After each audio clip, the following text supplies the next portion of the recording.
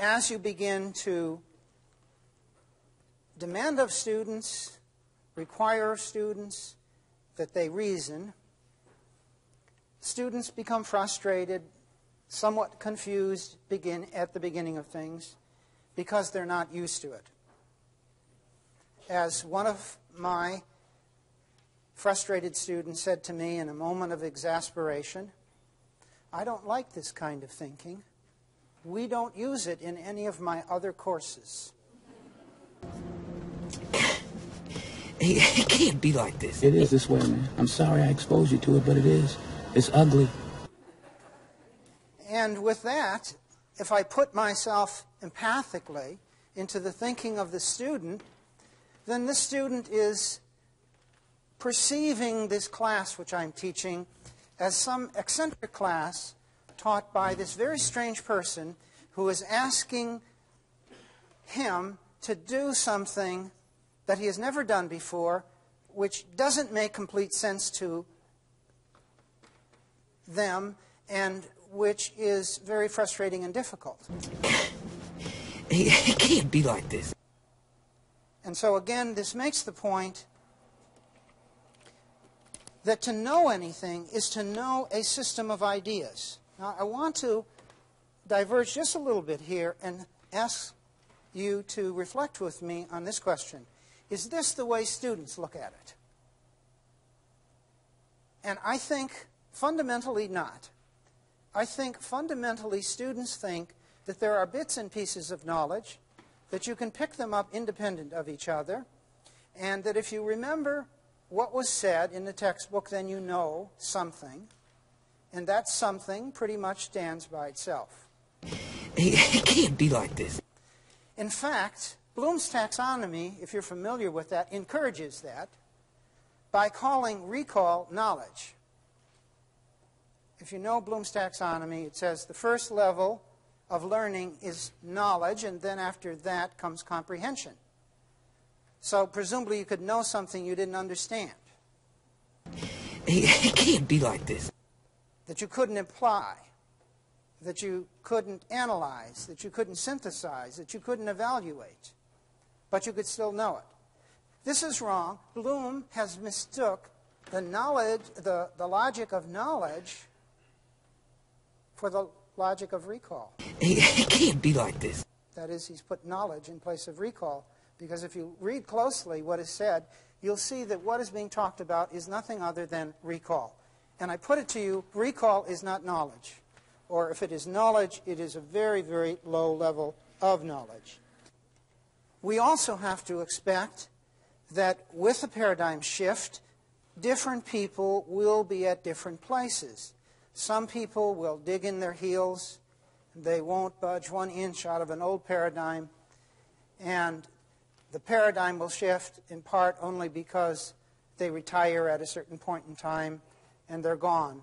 But while they're there, they're going to fight against it because they're comfortable, satisfied, and deeply involved in a paradigm, so much so that it isn't a paradigm to them, it's reality. It can't be like this. It is this way, man. I'm sorry I exposed you to it, but it is. It's ugly. You can see something as a paradigm only if you can see another paradigm. You can see a perception as a perception only if you can see an alternative perception. And for many people, it is not a question of shifting a paradigm. It's a question of either accepting reality, which is their view of things, or missing reality, which is any other view of things. But they don't see in their own practice one of more than one options. It can't be like this. And if there is sunlight, there must be stars. And if there are stars, there must be a solar system.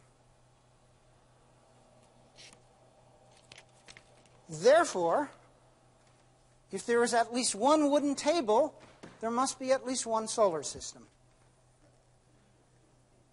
Now, I'll put it to you that very rarely do you hear students doing anything like this. In fact, rarely do you ever hear them use the word therefore. That is, thinking, looking for logical connections is not what students presently are doing. It can't be like this. The second is the logic of the content. Absolutely essential. That is, if we're teaching history, we have to understand the logic of history. Not in all its details, but we have to basically understand it. Many teachers don't understand the logic of the subject they teach. It can't be like this. Many teachers don't understand the logic of the subject they teach. It can't be like this. It is this way, man. I'm sorry I exposed you to it, but it is. It's ugly. Because they learned it as a bunch of individual, independent things that are true or false, and the field tells you it. But they can't think their way through it. They can't identify the basic assumptions, the fundamental questions, the kind of reasoning that's involved. It can't be like this. And since you learn through the logic of something, that's what you're looking for. Now, mostly students and teachers miss this because they think of history as remembering what the history book said.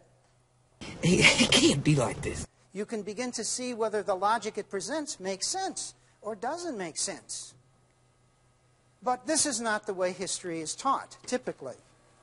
It can't be like this.